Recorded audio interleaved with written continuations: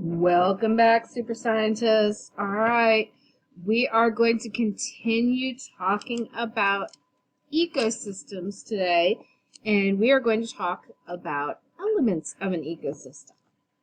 Okay, so I'm going to divide my paper about in half, and then I'm going to divide it into thirds. So when I'm done, I should have 1, 2, 3, 4, 5, 6 boxes.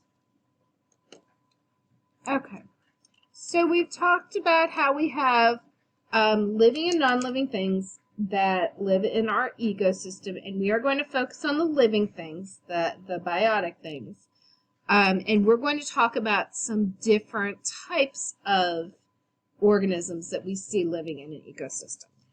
Okay, so we're going to start with these three over here. So all of our living organisms that we see, they're going to fall into one of these three categories. They're going to be either producers,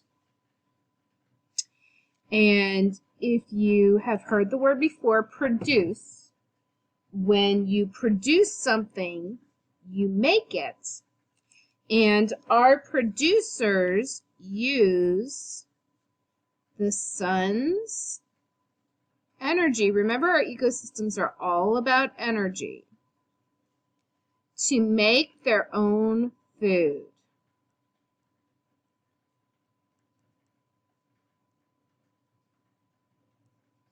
So let's think, what kind of organisms can make their own food? Well, our producers that we might see in our ecosystem are different kinds of plants and algae. So like grass, flowers, trees, those kinds of things are producers.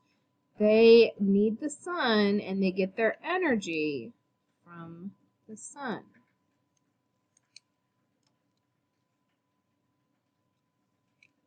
Okay, and then let's move along to consumers. We're going to talk more about consumers in a minute, but consumers, consumer has the word consume in it. You just consumed lunch.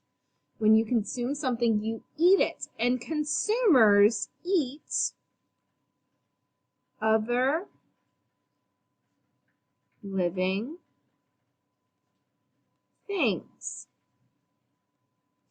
So our consumers are our organisms that live in our ecosystem that get their energy from consuming other living things. So anything you can think of that consumes something else to get its energy, we're consumers. That will go in that category. Okay, last but not least, we have our decomposers. Decomposer has the word decompose in it.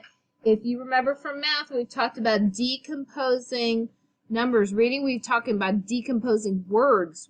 When we decompose something, we break it down. And decomposers do that as well. Decomposers get their energy by breaking down dead organisms. So a decomposer is going to get its energy by breaking down something that has already died. So like worms, fungi, mushrooms, those kinds of things are decomposers. They're going to break down dead organisms. That's how they get their energy. Okay. Now we're going to come back over and talk about consumers. Okay, and I am going to break this off because we have some different kinds of consumers that we're going to talk about. Okay, so first off, we have our herbivores.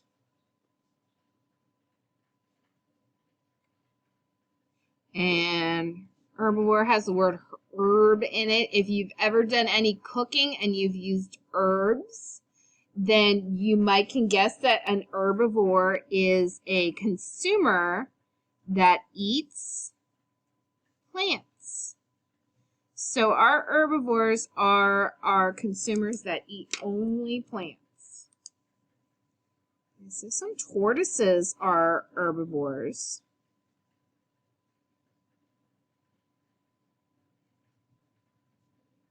They get their energy by eating plants. Okay, the next kind of consumer we're going to talk about are our carnivores. Carnivore has carne. Carne means meat. Carnivores eat only meat.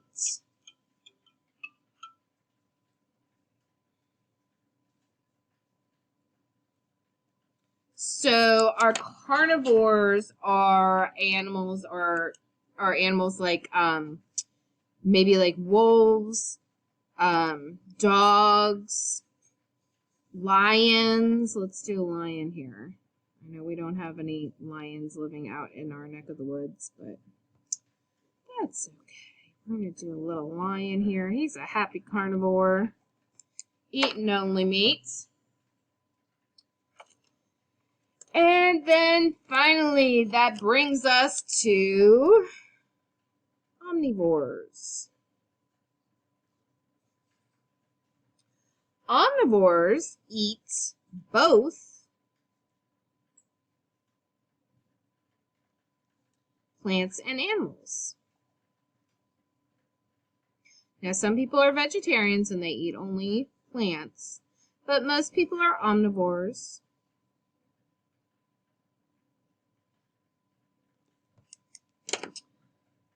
And there's others that are omnivores as well. I'm going to draw a picture of a person here.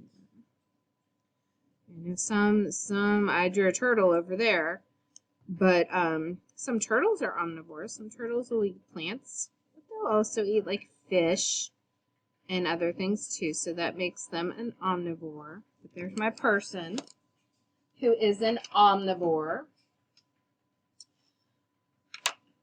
All right, superstars, so follow your teacher's directions on what to do next. Thanks for learning with me today, and I will see you next time, super scientists. Great job.